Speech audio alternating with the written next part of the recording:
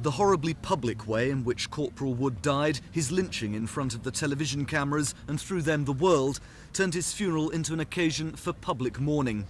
But of course for his family, it was a time of intense personal grief.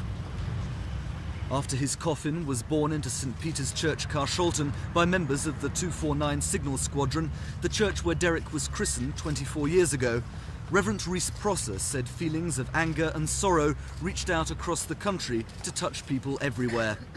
Derek Wood was a man who was immediately likeable and liked, loved by so many people. Among the mourners, Regimental Sergeant Major Ken Barker, who's known Corporal Wood since he became an Army cadet at school. He encouraged the young soldier in his career, and about that, he has no regrets. No, I don't. I feel proud to have had some part of his life, and I hope that what I did, how can I say, that it had some influence on how he behaved up to the time of his death. Hopes were expressed that the murders of Corporal Wood and his colleague David Howes may somehow change things in Northern Ireland. Some good nearly always comes from tragedies of this sort.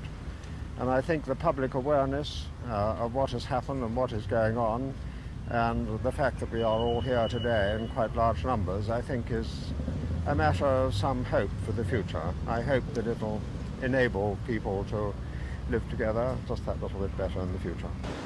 And within Derek Wood's regiment, there is a sad pride about the way he handled himself when faced by the mob. Well, he reacted in an ambush situation. He fired a warning shot, hoping perhaps, who knows, we weren't there, I wasn't there, hoping perhaps that might scare the crowd and they might back off. But obviously you saw the dreadful results on television. Would you say he acted in the right way?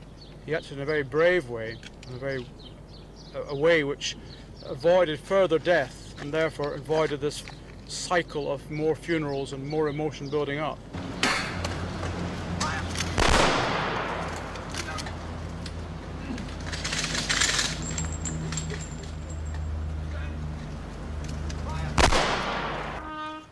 Corporal Wood's family stood bravely at his graveside as the military funeral took its course. But once those honours had been paid, the enormity of his death began to hit home. There were wreaths from family, from friends and from colleagues. And of course there was anger as well as sorrow. One last anonymous message said simply, he died a hero whilst amongst cowards.